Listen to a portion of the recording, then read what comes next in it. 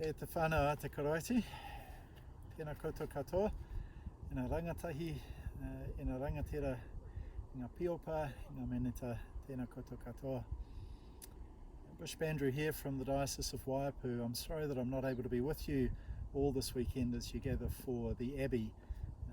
On Monday I fly out to Papua New Guinea with a small mission visit team from the Diocese of Waiapu as we continue our mission partnership relationship with the province of the Anglican Church of PNG.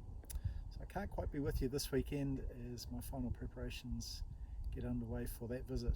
So I wanted to send you a message of greeting and support and encouragement as you do gather together this weekend, particularly as you spend some time looking at the Faith Project, or Leadership Training for Youth, LT for Youth, as we've known it in the Diocese of Waiapu over many, many years. I'm speaking to you today from the top of Tamata Peak. This is this beautiful part of the place that I'm privileged enough to call home. We stand here on the top of Tamata Peak, which tells the story of the great chief Rongokako, and whose landscape continues to influence the Herotonga Plains that you can see in front of me here.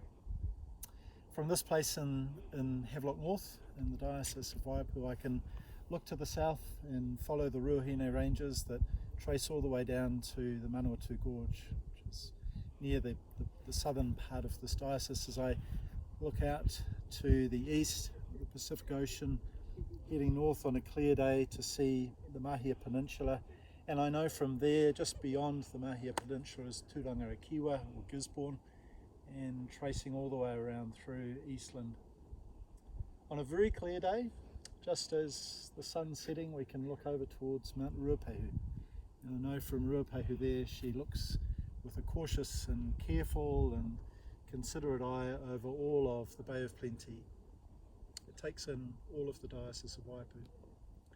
So this is a special place for a lot of people here on Tamata Peak. It's a special place for me as Bishop because it reminds me that I can be in some ways connected with the vision of the diocese. We all need mountaintop experiences. We all need places where we can land our feet and know that we're at home. We all need places from which we can get a sense of perspective, but we also need to know the places from which we then move off into other parts of our life, into other parts of the world. To be able to call this place home for the past 5 years has been a real treasure for me. As we start to look at LT for Youth, the Faith Project, as it broadens out into the rest of our province, it fills me with a great sense of excitement and thankfulness too. We've had a wonderful time under the inspiration of Jocelyn Shawonka for the development of LT for Youth within Waiapu. We've seen young people grow in their sense of discipleship and their sense of knowing where they stand in faith, be nurtured and grown in their sense of discipleship, places where they've been able to gain perspective and also know where they're from before they venture forth into adult life. Amongst you this weekend is Tessa Guest. Tessa is one of those who's been part of LT for Youth. I want to encourage you to consider LT for Youth, the Faith Project, as a part of the toolkit for youth ministry within this province. It appeals particularly to groups of young people or individual young people who don't have a lot of other young people around them. Perhaps it could also apply for large youth groups, but we found it most effective in places where young people, 1 or 2 or 3 or 4, might be a part of a parish and have got willing support from older members of the congregation, from clergy and laity, to go on this journey, this adventure of faith, and consider what discipleship means for them. It's in those places that LT for Youth, the Faith Project, has made a huge difference. It ties together an opportunity for young people to be mentored by those older than them in faith. It ties together as well a sense of an opportunity for people to explore deeply what it means to be Anglican and to be a young person, to have their discipleship nurtured not only by the gospel and our sacraments, but framed through the lenses of the fivefold mission statement. And it's an experience in collaboration with other young people around the diocese, or perhaps around the province now too, as young people share their stories of their faith journey.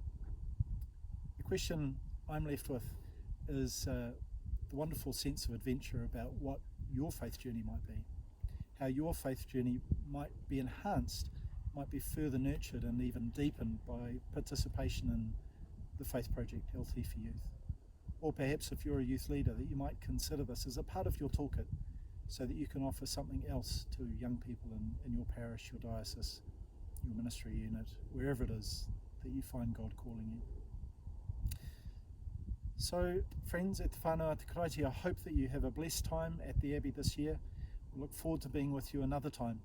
And from me, from the Diocese of Waiapu, we send you our love and our greetings, our strength and support and prayerful encouragement this weekend. Ka kite anō.